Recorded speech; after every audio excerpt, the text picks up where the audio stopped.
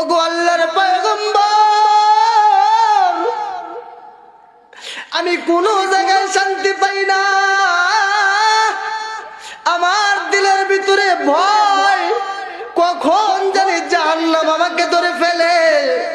ও পয়গম্বর, আমি কি মাফ কখনো পাবো নাকি? আল্লাহর নবী বলেন, ওই যুবকটাকে সামনে রেখা, হে যুবক তুই আমার সামনে থেকে চলে যা, আমি তোর চেহারাটা দেখতে চাই না। আল্লাহর নবী বিশ্ব নবী আরেকবার বলতেছেন, হে যুবক তুই আমার সামনে থেকে চলে যা, আমি তোকে দেখতে চাই না। যুবকটা দৌড়ে চলে গেল। যুবকটা দৌড়ে যাইয়া পাহাড়ের কোণায় আল্লাহর কাছে কান্দে, আল্লাহর কাছে কান্দে, আল্লাহর কাছে ডাক দিয়া বলে, আল্লাহ তুমি তো রহমান, তুমি তো গফফার, তুমি তো সত্তার। আল্লাহ আমার গুনাহ সমপরিমাণ হয়ে গেলেও তোমার রহমত তার চেয়ে বড়। কিতাবের ভিতরে লেখেন, এই যুবকটা একটানা 41 দিন পর্যন্ত কাঁদতে কাঁদতে কাঁদতে কাঁদতে গাছ লতা পাতা খাইয়া শরীরের ভিতরে যখন পোকা জং ধরে গেছে, শরীরের ভিতরে পোকা যখন বাসা বেঁধে ফেলছে, তখন ডাক দিয়ে বলে, আল্লাহ আপনি আমাকে দুনিয়ার জমিন থেকে কাঁদাইয়া নেন, কিন্তু কিয়ামতের ময়দানে কাঁদাইয়েন না। আল্লাহ শয়তানের দোকায় গুনাহ করছি, আল্লাহ আপনার নবী আমাকে ফিরিয়ে দিছে, আমি কোথায় যাব? আল্লাহ পাক রব্বুল আলামিন ডাক দিয়ে বলেন, ওই বান্দার তওবাটা কবুল করিয়া শেষ পর্যন্ত দুনিয়ার জমিন থেকে জান্নাতি বানায়া পরে কবর নিচে জোরে বলেন সুবহানাল্লাহ। আল্লাহ পাক রব্বুল আলামিন বলে, রে বান্দা, তামাম পৃথিবীর জমিনের ভিতরে এই যে গাছ আছে, মাছ আছে,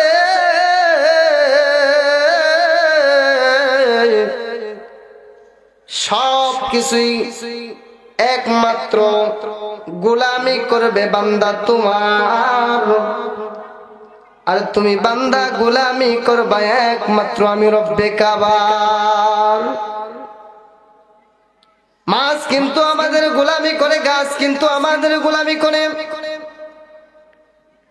পশু পাখি পৃথিবীর জমিনের ভিতরে কোথায় যা কিছু দেখা যায় সব কিছুই কিন্তু গোলামি করে একমাত্র আমার আর আপনার।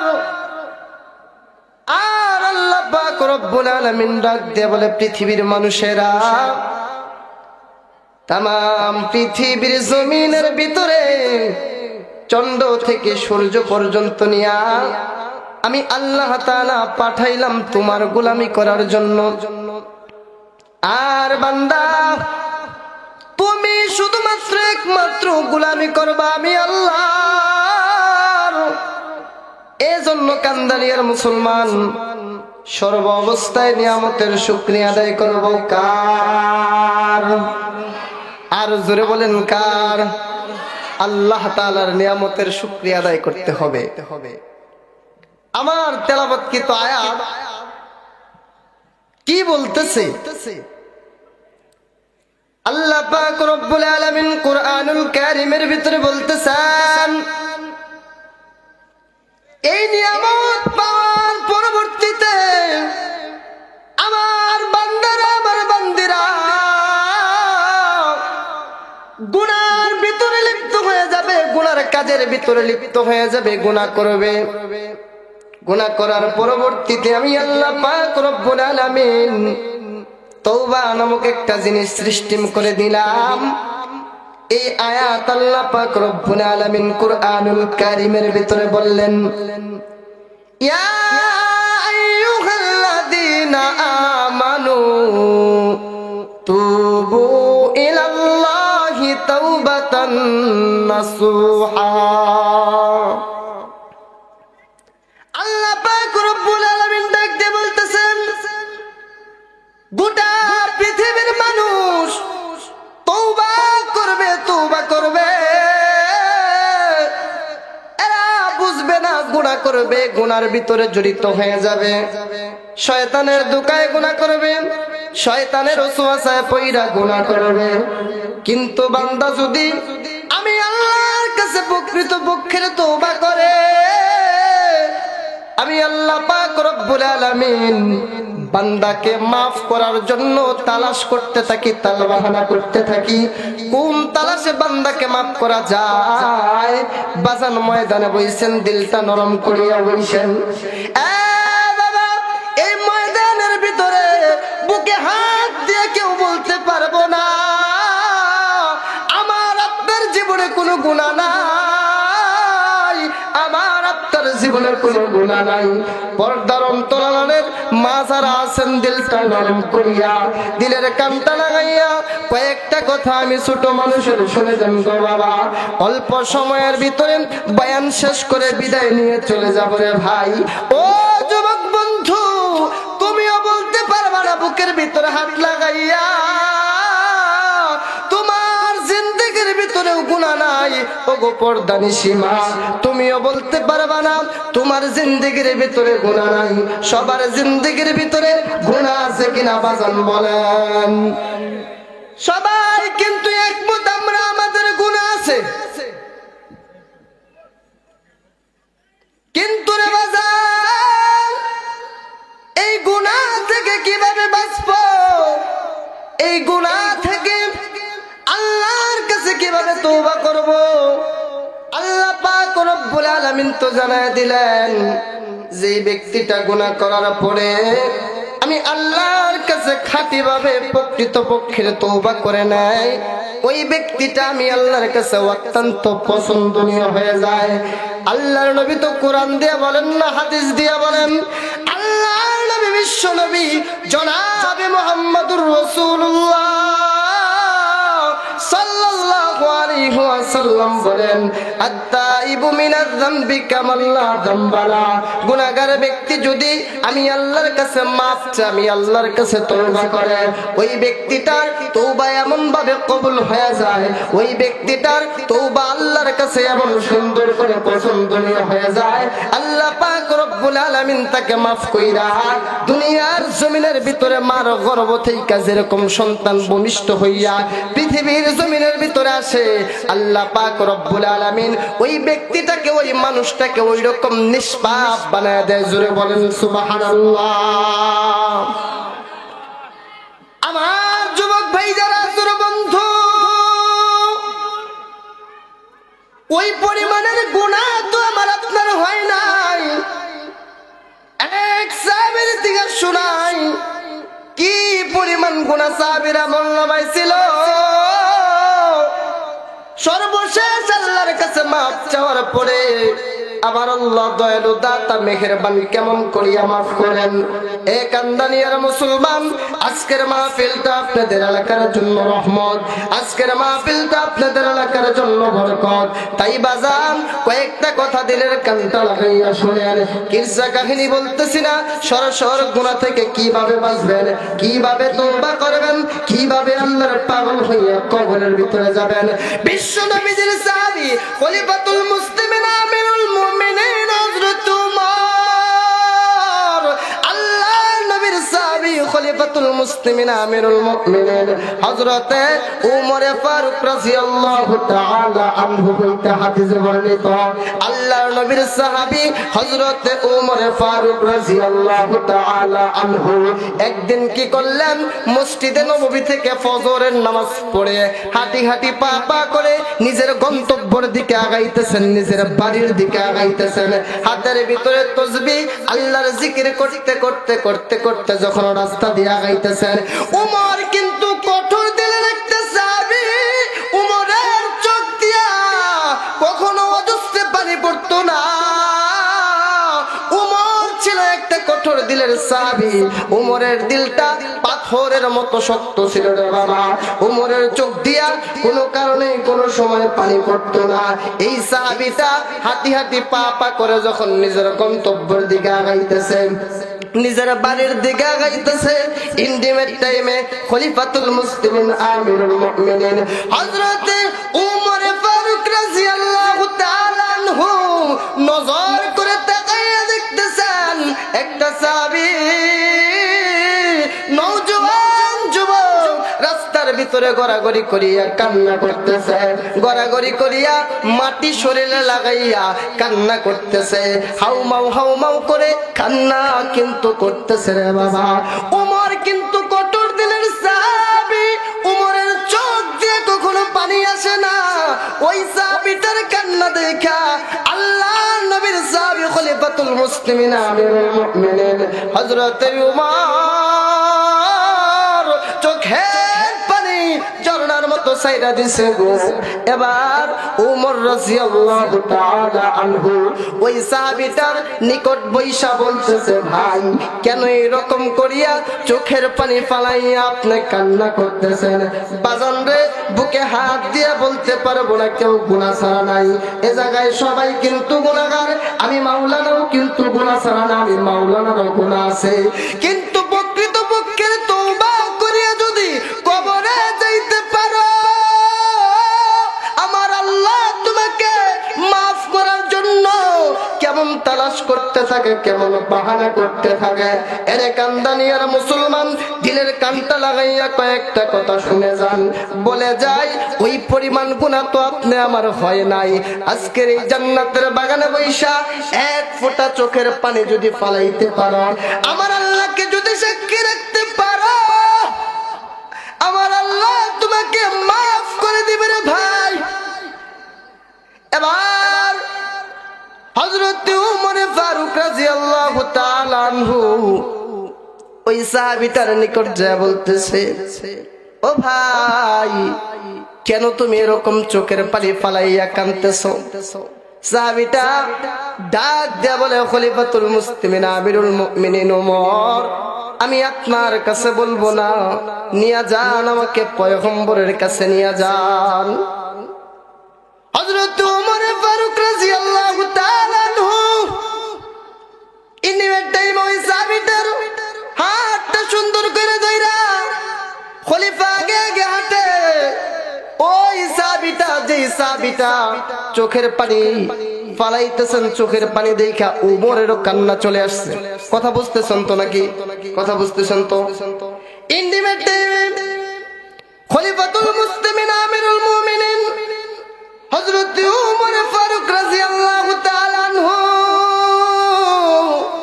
হাঁটি হাঁটি পা পা করে যখন সামনের দিকে আগাইতেছেন, আল্লাহর নবীর ওই সাহাবী পিছনে পিছনে চোখের পানি ফালাইয়া ফালাইয়া কিন্তু আসতেছেন রে বাবা। আল্লাহর নবী বিশ্ব নবীর হুজরাখানার সামনে যাওয়ার পরবর্তীতে খলিফাতুল মুসলিমিন আমিরুল মুমিনিন হযরত উমর ফারুক রাদিয়াল্লাহু তাআলা আনহু বিশ্ব নবীজির হুজরাখানার ঘরের সামনে যায় যখন ঘরের ভিতরে, ঘরের খিলের ভিতরে, কপাটের ভিতরে, দরজার ভিতরে যখন আঘাত করলেন, ইন্ডিমেট টাইমে আল্লাহর নবী হযরত উমর ফারুক রাদিয়াল্লাহু তাআলা আনহু কণ্ঠ শুইনা ঘরের দরজাটা যখন বিশ্ব নবী খুলে দিয়েছেন, বিশ্ব নবী নজর করে তাকায় দেখতেছেন যে উমরের চোখ দিয়া কোনোদিন এত পরিমাণের পানি নাই। এই উমর কেন আজকে ঝর্ণার মতো চোখের পানি ফালাইয়া কান্দে? আল্লাহ নবী বিশ্ব নবী ডাক দেয়া বলে, উমর কি হয়েছে? কেউ তোমারে মারছেনি? পুরো উমর তো গরম দিলওয়ালা সাহাবী ছিল, নরম দিলওয়ালা সাহাবী না। উমর রে কেউ মক্কা মদিনার জমিনে আঘাত করবে এইরকম শক্তি সাহস কারো নাই। আমার ভাইরা, আমার বন্ধুগণ, উমর রাদিয়াল্লাহু তাআলা আনহু ডাক দেয়া বলে, ও পয়গম্বর, আমি উমরকে কেউ মারে নাই, আমি উমর কাঁদতেছি একটা নওজোয়ান যুবকের কান্না দেখা। কে আছো গো? আজকে ঘরের ভিতরে মাইকের আওয়াজ শুনতেছো, তবু বসে আছো? কে আছো গো? আজকের মাইকের আওয়াজ শুনতেছো, শাস্তেলে আড্ডা দিছো? কে আছো গো? আজকের মাইকের আওয়াজ শুনতেছো, গল্প গুজবের ভিতরে লিপ্ত আছো? এ বন্ধু, তুমি যদি পারো তোমার পা দুইটা গায়ে দিও, তোমার জীবনে বড় গুনাহ আছে। এই গুনাহ একমাত্র তওবা ছাড়া মাফ কোনোদিন কিন্তু হবে না। এই তওবাটা দুনিয়ার জমিন থেকে কেমনে করে যাবেন, এই সিস্টেমটা দেখায়া যাব। এবার আল্লাহর নবীর সাহাবী ওমর রাদিয়াল্লাহু তাআলা আনহু ডাক দিয়ে বলতেছেন, ওগো পয়গম্বর, আপনার নিকটে একটা সাহাবী চলে আসছে। ওই সাহাবীর চোখের পানি দেখা আমি উমরের চোখের ভিতরে পানি। আল্লাহর নবী, বিশ্ব নবী জনাবে মুহাম্মদুর রাসূলুল্লাহ সাল্লাল্লাহু আলাইহি ওয়াসাল্লাম ওই সাহাবীটাকে সামনে আসতে বললেন। ইন্টিমেট টাইমে ওই সাহাবীটাকে যখন বিশ্ব নবী সামনে আসার কথা বলার পরবর্তীতে ওই সাহাবীটা পয়গম্বরের সামনে যখন চলে আসে, পয়গম্বর ডাক দিয়ে বলতেছে, আল্লাহর নবী বিশ্ব নবী ডাক দিয়ে বলতেছে, এরে সাহাবী, কেন কেন তুমি কান্না করো? কি হয়েছে তোমার? কিসের জন্য কান্না করো? সাহাবীটা ডাক দিয়ে বলে, ও আল্লাহর নবী বিশ্ব নবী, আমার মন সাক্ষী দেয়, দিল সাক্ষী দেয়, আমি জাহান্নামী হয়ে গেছি। আল্লাহর নবী বিশ্ব নবী ডাক দিয়ে বলেন, সাহাবী, আমার আল্লাহর নাম হইল রহমান, আমার আল্লাহর নাম হইল গফফার, আমার আল্লাহর নাম হইল সত্তার। তোর জীবনে যতই গুনাহ হোক আমার আল্লাহ তোমাকে মাফ করবে। তুমি বলো কিসের কারণে তুমি নিজে নিজের জাহান্নামী মনে করো? তোমার গুনাহ কি জমিনের সম পরিমাণ হয়ে গেছে কিনা? সাহাবীটা ডাক দিয়ে বলে, ইয়া রাসূলুল্লাহ, ইয়া হাবিবাল্লাহ, ওগো আল্লাহর পয়গম্বর, আমার দিল সাক্ষী দেয় আমার গুনাহ জমিনের চেয়ে বেশি হয়ে গেছে। আল্লাহর নবী বিশ্ব নবী ডাক দিয়ে বলে, তোমার গুনাহ কি আসমানের সম পরিমাণ হয়ে গেছে কিনা? সাহাবীটা ডাক দিয়ে বলে, ইয়া রাসূলুল্লাহ, ইয়া হাবিবাল্লাহ, আমার দিল সাক্ষী দেয় আমার গুনাহ আসমানের সম পরিমাণ হয়ে গেছে। এবার ওই সাহাবীটা যখন চোখের পানি ফেলাইয়া কাঁদতেছে, আল্লাহর নবী বিশ্ব নবী জনাবে মুহাম্মদুর রাসূলুল্লাহ সাল্লাল্লাহু আলাইহি ওয়াসাল্লাম ডাক দিয়ে বলতেছে, রে সাহাবী, কি এমন গুনাহ করছো, কি এমন অপরাধ করছো? আমার কাছে বলো, আমি এটার সমাধান দিয়ে দেব। আল্লাহর নবী বিশ্ব নবী এই কথা বলার পরবর্তীতে ওই সাহাবীটা ডাক দিয়ে বলে, ইয়া রাসূলুল্লাহ, ইয়া হাবিবাল্লাহ, এই মক্কা, এই মদিনার জমিনের ভিতরে যদি কোনো মানুষ মারা যায়, ওই মানুষগুলো, আত্মীয় স্বজনগুলো তাকে কবরস্থ কইরা কবরের ভিতরে রাইখা যখন যার যার গন্তব্যের ভিতরে ফিরে যায়, ওগো আল্লাহর পয়গম্বর, আমি আমার গন্তব্যে ফিরে যাই না। আমি ওই রাত্রে বেলা ওই কবরস্থানের পাশে যাইয়া রাত্রে নির্জনে, কেউ যখন দেখে না, কবরের মাটিগুলো সরাইয়া, চাটাইগুলো সরাইয়া, কবরের ভিতরে নাইমা ওই কাফনগুলা আইনা আবার সুন্দর করিয়া ধৌত করিয়া বাজারে এই সকল করি বিক্রি কইরা আমার পরিবার পরিজনকে আমি চালাই। এইটা হইল আমার নেশা, এইটা হইল আমার পেশা। ওগো পয়গম্বর, আজ থেকে 3 দিন আগের একটা ঘটনা, অনেক দিন যাবত এই মক্কায় মদিনার জমিনের ভিতরে কোনো মানুষ মারা যায় না, কোনো মাইয়ত মারা যায় না, কোনো পুরুষ মারা যায় না। নবী গো, আজ থেকে 3 দিন আগের ঘটনা, এই মক্কার জমিনের ভিতরে একটা মহিলা মারা যায়, একটা মেয়ে মারা যায়। মেয়েটা বড় সুন্দরী, মেয়েটা বড় রূপবতী, মেয়েটা বড় গুণবতী, মেয়েটা বড় ভালো মেয়ে। আমি ওই মেয়েটার জানাজার ভিতরে গেলাম, আমি জানাজায় সুন্দর করিয়া শরীক হইলাম, আমি সুন্দর করিয়া দাফন কাফনে শরীক হইলাম। জানাজা শেষ, দাফন কাফন শেষ গো নবীজি। ইন্টিমেট টাইমে যখন ওই কবরের ভিতরে লাশটা নামাইয়া মাটি দিয়া, চাটাই দিয়া, বাঁশ দিয়া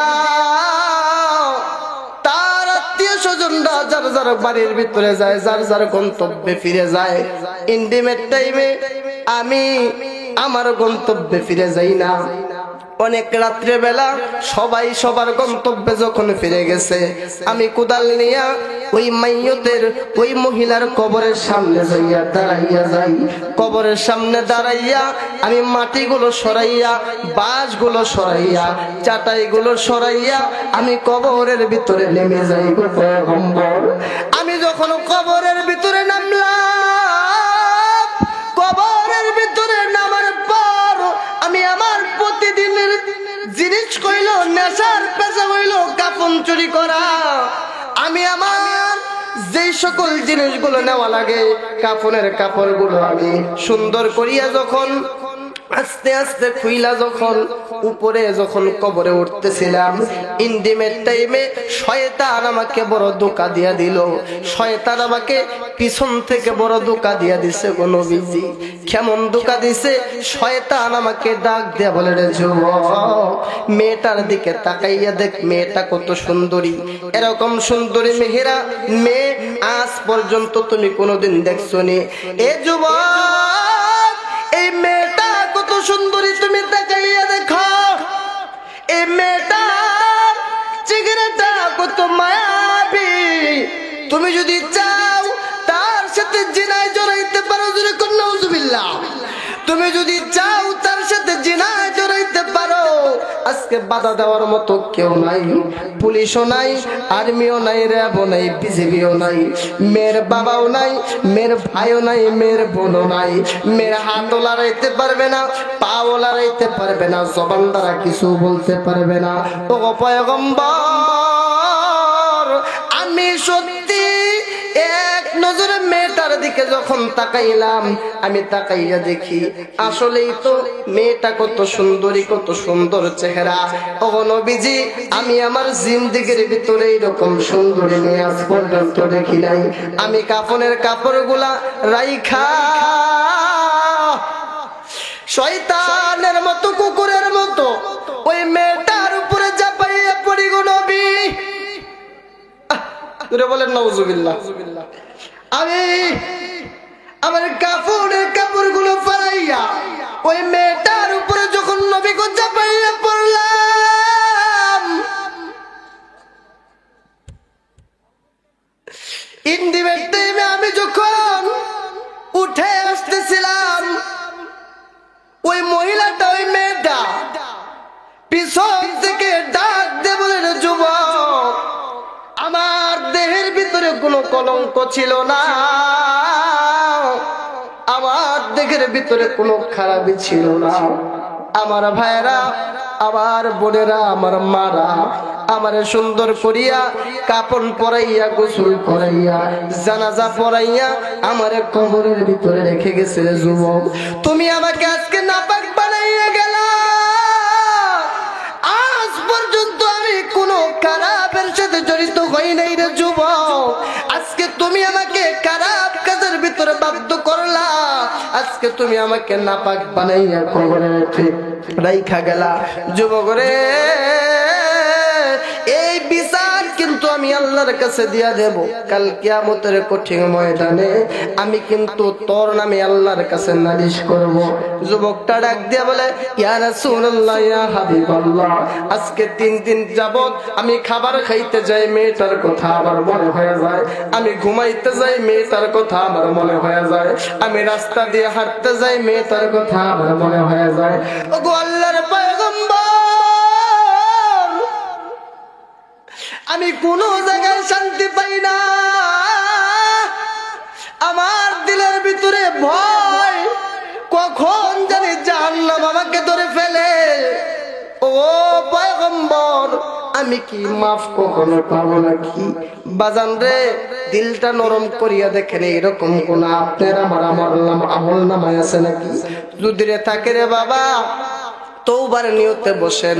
আল্লাহর নবী তো বলেন, মান আরফা নাফসাহু ফাকাদ আরফা রাব্বাহু, যে নিজেরে চিনলো সে আল্লাহকে চিনছে, যে নিজেরে চিনে নাই সে দুনিয়ার কাউরে চিনে নাই। আপনার কবরে আপনি যাইবেন, আমি মাওলানার কবরে মাওলানা যাইব, হুজুরের কবরে হুজুর যাইব, আপনার কবরে আপনি যাইবেন, আমার কবরে আপনি যাইবেন না, আপনার কবরে আমি যাব না।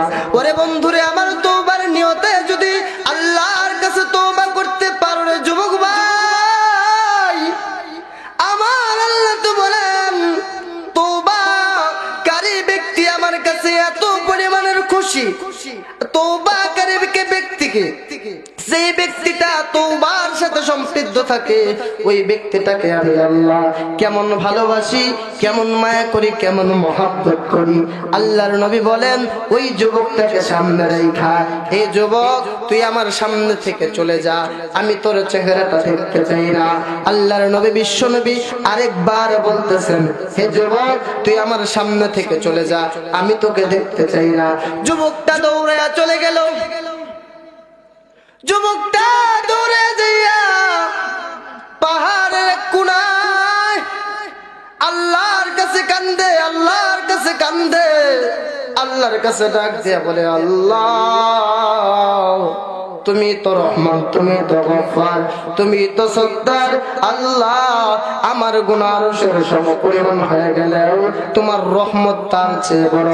কিতাবের ভিতরে লেখেন এই যুবকটা একটানা 41 দিন পর্যন্ত কাঁদতে কাঁদতে কাঁদতে কাঁদতে গাছ লতা পাতা খাইয়া শরীরের ভিতরে যখন পোকা জং ধরে গেছে, শরীরের ভিতরে পোকা যখন বাসা বেঁধে ফেলছে, তখন ডাক দিয়ে বলে আল্লাহ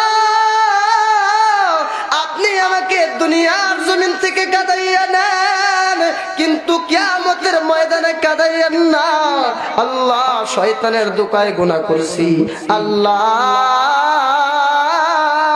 আপনার নবী আমাকে ফিরিয়ে দিছে, আমি কোথায় যাব গো পয়গম্বর? আল্লাহ পাক রব্বুল আলামিন ডাক দিয়ে বলেন ওই বান্দার তওবাটা কবুল করিয়া শেষ পর্যন্ত দুনিয়ার জমিন থেকে জান্নাতি বানায়া পরে কবর নিচে। জোরে বলেন সুবহানাল্লাহ, আর জোরে বলেন সুবহানাল্লাহ। এ মুসলমান,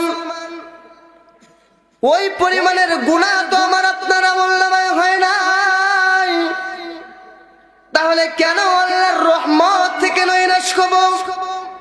কেন আল্লাহর রহমত থেকে বঞ্চিত হয়ে যাব?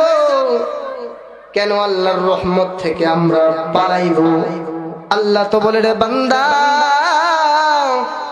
কাল কিয়ামতের কঠিন ময়দানে জান্নাতের ভিতরে যদি অল্প একটু নেক আমল নিয়েও তুমি আসো, আমি আল্লাহ পাক রব্বুল আলামিন কোনো না কোনো তালাশে তোমাকে জান্নাতের ভিতরে পৌঁছায় দেব। জোরে বলেন সুবহানাল্লাহ। প্যারে হাজিরিন, জান্নাতের ভিতরে সর্বশেষ যে ব্যক্তিটা দেখেন শুধুমাত্র ইঞ্চি পরিমাণের নেক আমল নিয়া কবরে যাওয়ার পর জান্নাতের ভিতরে যাবে, আল্লাহর নবী বিশ্ব নবী জনাবে মুহাম্মদুর রাসূলুল্লাহ সাল্লাল্লাহু আলাইহি ওয়াসাল্লাম বলেন এ तमाम পৃথিবীর মানুষেরা অল্প একটু ঈমান নিয়ে যদি কবর যাইতে পারো, আমার আল্লাহ পাক রব্বুল আলামিন বান্দাকে maaf করার জন্য বান্দাকে কোন প্রক্রিয়ায় কিভাবে কবর থেকে জান্নাতে নেওয়া যায় এই তালাশ বান্দার জন্য আল্লাহ পাক রব্বুল আলামিন করতে থাকবেন। জাহান্নামের ময়দানের ভিতরে বিচার শেষ, জাহান্নামীরা জাহান্নামী হয়ে গেছে, জান্নাতি বান্দারা জান্নাতি হয়ে গেছে। ইন্ডিমেট টাইমে জাহান্নামের দরজাও বন্ধ, জান্নাতের দরজাও বন্ধ। আল্লাহ পাক রব্বুল আলামিন ডাক দিয়ে বলবেন জিবরাইল জাহান্নামের দরজাটাও বন্ধ করে দিছো, জান্নাতের দরজাটাও বন্ধ করে দিছো। জাহান্নামের ভিতর থেকে এরকম আওয়াজ কোথায় থেকে আসতেছে? কেমন আওয়াজ, কেমন আওয়াজ? জাহান্নামের ভিতর থেকে আওয়াজ আসতেছে লা ইলাহা ইল্লাল্লাহ, সুবহানাল্লাহ। জাহান্নামের ভিতরে থেকে আওয়াজ আসতেছে আল্লাহকে ডাকার। ইন্ডিমেট টাইমে আল্লাহ পাক রব্বুল আলামিন ডাক দিয়ে বলবেন জিবরাইল এই জাহান্নামের ভিতর থেকে কেন জিকিরের আওয়াজ, কেন জিকিরের আওয়াজ? কোন ব্যক্তিটা এই জাহান্নামের ভিতরে চলে গেছে আবার কেন কান্না করতেছে? আল্লাহ পাক রব্বুল আলামিন জিবরাইলকে পাঠাইবেন, পাঠাইয়া বলবেন এ জিবরাইল যে দেখো তো জাহান্নামী হয়ে গেছে বান্দা কেন আবার জাহান্নামে থাইকা আমি আল্লাহকে এইভাবে ডাকতেছে। কিতাবের ভিতরে লেখে আল্লাহর ফেরেশতা জিবরাইল জাহান্নামের ভিতরে চলে যাবেন, যাইয়া এই বান্দাকে খুঁজে পাবেন না। সর্বশেষ আল্লাহ পাক রব্বুল আলামিন এই জাহান্নামী ব্যক্তিটাকে নিজের হাতে জাহান্নাম থেকে বের করবেন। বের করার পরবর্তীতে আল্লাহ পাক রব্বুল আলামিন জমজমের পানি দ্বারা কিতাবের ভিতরে আসে কাউসারের পানি দ্বারা তাকে সুন্দর করিয়া ধৌত করাইবেন, গোসল করাইবেন।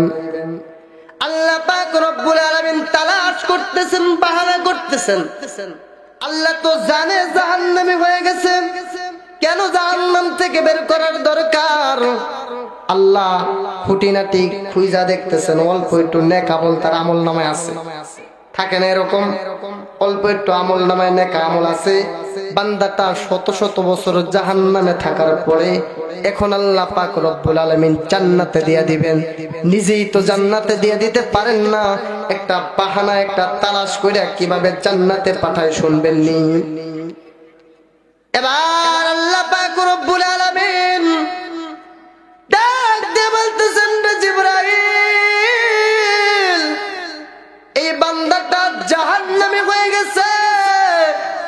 এই বান্দাটা জাহান্নামে আবার কেন আমি আল্লাহকে ডাকে? আল্লাহর জিবরাইল, হযরত জিবরাইল আলাইহিস সালাতু ওয়াস সালাম জাহান্নামে নিজে খুঁজা পাবে না, আল্লাহ নিজের হাতে জাহান্নাম থেকে বের করবেন।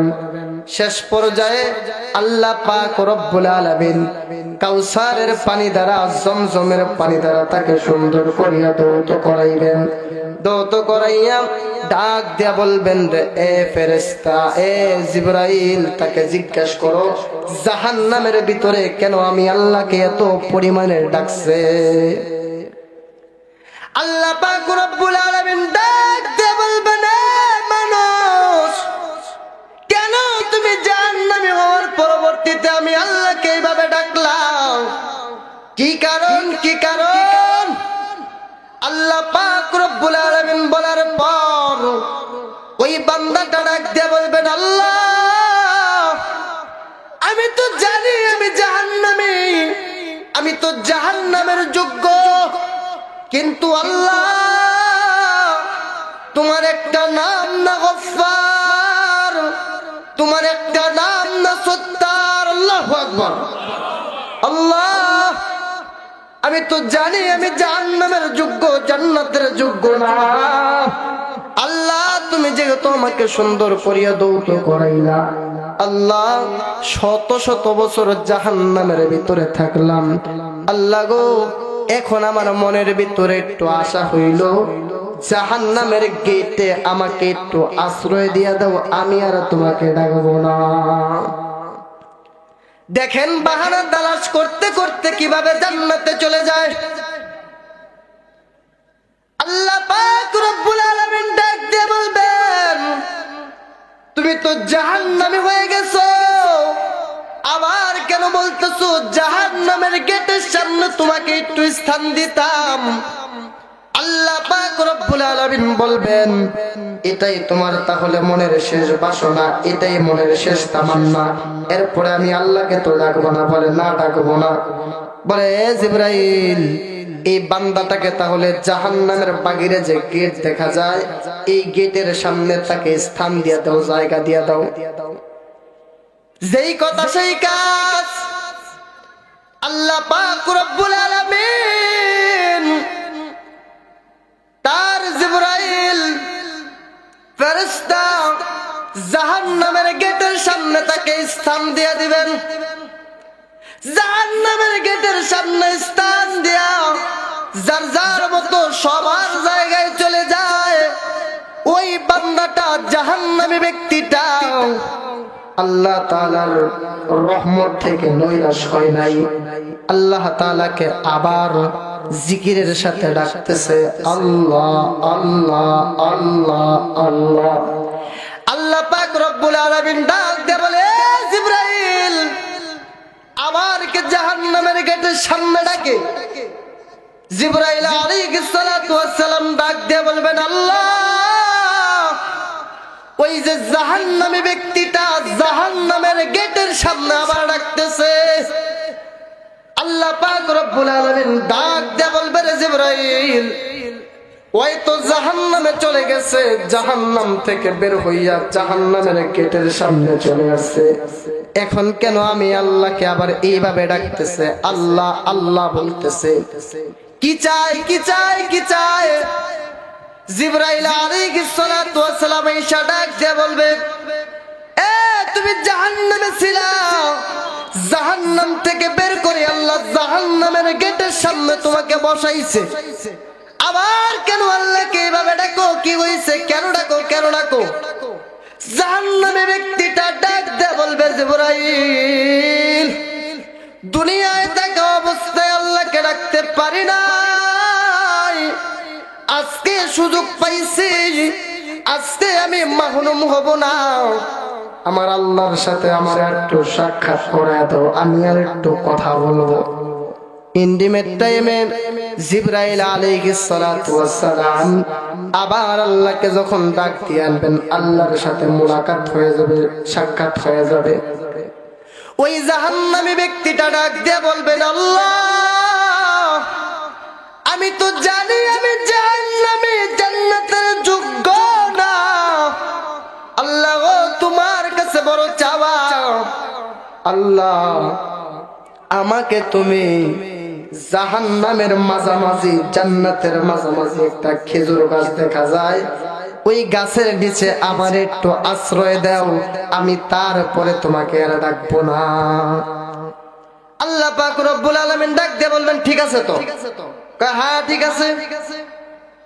ওই যে মাঝখানে একটা খেজুর গাছ দেখা যায়, এই জায়গায় আমার একটু থাকার জায়গা করে দিবে, এরপরে আমি আর তোমার ডাকবো না। বলে, যা, যেহেতু একটা বার যেহেতু চাইছে এটাই শেষ, এরপরে আর ডাকবে না। তো না, ডাকবো না। আল্লাহ পাক রব্বুল আলামিন তাকে ওই জায়গার ভিতরে স্থান দিয়ে দিবেন। অল্প একটু পর ওই বান্দাটা আবার ডাকা শুরু করবে, আল্লাহ আল্লাহ আল্লাহ। আল্লাহ পাক রব্বুল আলামিন ডাক দিয়ে বলবে, আরে জিবরাইল, এখন আবার কেডা আবার আল্লাহ আল্লাহ করে ডাকে? যাও যাও যাও, যাইয়া দেখো আবার কে ডাকতেছে। আল্লাহ পাক রব্বুল আলামিনের জিবরাইল ডাক দিয়ে বলবেন, আল্লাহ, এটা তো আর কেউ না, এটা ওই বান্দাটা আবার আল্লাহ আপনাকে ডাকতেছে। আল্লাহ পাক রব্বুল আলামিন ডাক দিয়ে বলবেন, জিবরাইল, এই জাহান্নামী হয়ে গেছে, জাহান্নাম থেকে তালাশ করতে করতে, বাহানা করতে করতে জাহান্নামের বাইরে, এখন আবার খেজুর গাছের নিচে মাঝামাঝি আছে, এখন আমি আল্লাহকে আবার কেন ডাকতেছে? আল্লাহ পাক রব্বুল আলামিন ডাক দিয়ে বলবে, যাও, কিসের জন্য আবার ডাকে, একটু যাও। আল্লাহ পাক রব্বুল আলামিন ওই জিবরাইল ফেরেশতাকে যখন পাঠাইবেন, জিবরাইল আলাইহিস সালাতু ওয়াস সালাম দেখবেন ওই বান্দাটা আবার ডাকতেছে, আল্লাহ আল্লাহ। আল্লাহ পাক নিজে উপস্থিত হয়ে বলবেন, কি হইছে, আবার ডাকস কেন লিগা? হ্যাঁ, আবার ডাকস কেন লিগা? কি হইছে, কি ব্যাপার? বাহানা করতে করতে, তালাশ করতে করতে জাহান্নাম থেকে বের হইয়া জাহান্নামের বাহিরে, তারপরে মাঝামাঝি এখন আবার কেন ডাকো? বলে, আল্লাহ, দুনিয়াতে আপনাকে ডাকতে পারি নাই, এখন জাহান্নামে আইসা আপনাকে ডাকতেছি। আল্লাহ আল্লাহ গো, আমি বান্দার দিলের মধ্যে একটা তামান্না হইল, আমি বান্দার দিলের মধ্যে একটা দেখার সাক্ষ্য হইল, ওই যে জান্নাতের সামনে একটা গেট দেখা যায়, বারান্দা দেখা যায়, ওই জায়গার ভিতরে আমার একটু স্থান দিয়া দেন, আমার একটু জায়গা করে দেন, আমি কথা দিতেছি আর কোনোদিন ডাকাবো না। জোরে কোন সুবহানাল্লাহ। আল্লাহ পাক রব্বুল আলামিন বান্দাটাকে জান্নাতের সামনে যখন স্থান দিয়ে দিবেন, জায়গা দিয়ে দিবেন, বলবেন, হ্যাঁ, আর আমাকে কিন্তু ডাকবে না, বলবে না আপনাকে আর ডাকবো না। এবার এই বান্দাটা জাহান্নাম থেকে বের হইয়া আস্তে আস্তে যখন জান্নাত জান্নাতের গেটের সামনে যখন দাঁড়ায় গেছে, কিতাবের ভিতরে লেখেন, ও বন্ধু কিতাবের ভিতরে লেখেন, ওই বান্দাটার সামনে আল্লাহ পাক রব্বুল আলামিন 1 সেকেন্ডের জন্য জান্নাতের দরজাটা যখন খুলে দিবেন, জান্নাতটা 1 সেকেন্ডে মোটামুটি ভালোই অনেক কিছু কিন্তু দেখা যায়।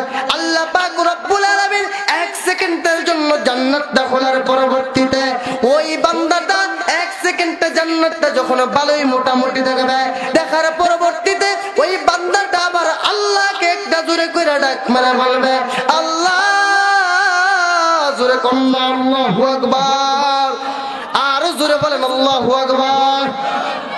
এবার এই সাহাবীটা যখন আল্লাহর কাছে ডাক দিয়ে বলবেন আল্লাহ, আল্লাহ পাক রব্বুল আলামিন ডাক দিয়ে বলবেন, আবার কে ডাকে আমাকে, আবার কে ডাকে? জিবরাইল আলাইহিস সালাতু ওয়াস সালাম আবার যখন বান্দাটার নিকট চলে আসবেন, আল্লাহ পাক রব্বুল আলামিন ডাক দিয়ে বলবেন, এই তুমি না বললা জাহান্নাম থেকে বের হইয়া, জাহান্নামের ওই পার থেকে বের হইয়া মধ্যস্থান থেকে বের হইয়া জান্নাতের গেটের সামনে, এখন আবার কি চাও? এখন আবার কি বলতে চাও? কি বলবা? বলো না কি বলবা?